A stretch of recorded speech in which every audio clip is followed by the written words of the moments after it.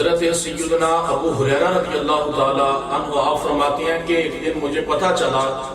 کہ دونوں شہزادوں حضرت حسنین کریمین طیبین طاہرین دونوں کے درمیان کسی بات کے اوپر اختلاف رائے ہو گیا،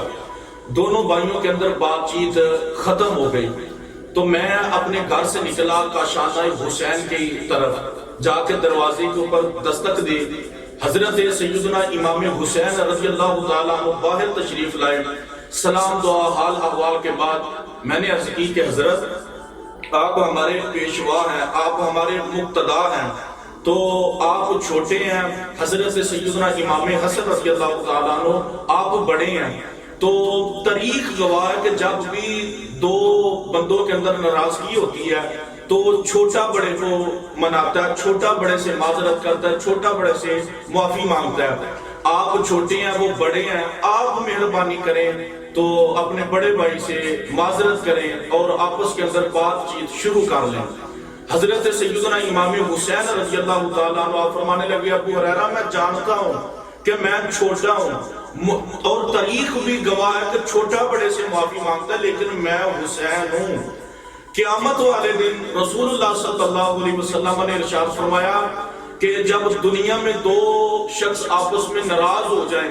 تو جو پہلے معافی مانگے گا قیامت والے دن جب دونوں جنت میں جائیں گے تو معافی مانگنے والا آگے ہوگا اور دوسرا اس کے پیچھے ہوگا۔ تو حسن بڑے ہیں، میں نہیں چاہتا کہ قیامت والے دن ہماری یہ ترتیب الٹی ہو جائے کہ آج میں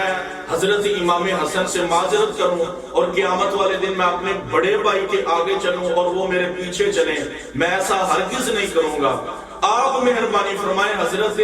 سیدنا امام حسن کی بارگاہ میں عرض کریں کہ وہ میرے پاس آئیں، میں تو راضی ہوں، بس وہ آئیں میرے پاس، میں چاہتا ہوں کہ قیامت والے دن یہ ترتیب سیدھی رہے، میرا بڑا بھائی میرے آگے چلے اور میں ان کے پیچھے چلوں۔ پھر حضرت سیدنا ابو ہریرہ رضی اللہ تعالیٰ عنہ چلے کاشانہ حسن کے اوپر پہنچے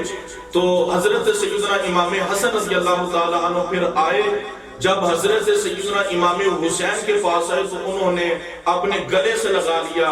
اور پھر بات چیت شروع ہو گئی۔ یہ ہے کردار حضرت سیدنا امام حسین رضی اللہ تعالیٰ عنہ کا۔ آج اس کردار کی ہمارے معاشرے کو اشد ضرورت ہے۔ بھئی ان کے اندر کسی بات کے اوپر اختلاف رائے ہوئی تو دونوں بھائیوں نے کس طرح صلح کی کہ قیامت والے دن میں بھی میرا بڑا بھائی آگے چلے اور میں پیچھے چلوں۔ بھائی کسی کے ساتھ ناراضگی ہو جاتی ہے، کسی کے ساتھ کسی بات کے اوپر اختلاف رائے ہو جاتا ہے، اونچ نیچ معاشرے کے اندر زندگی کے اندر ہو جاتی ہے، اس کا مطلب یہ نہیں بس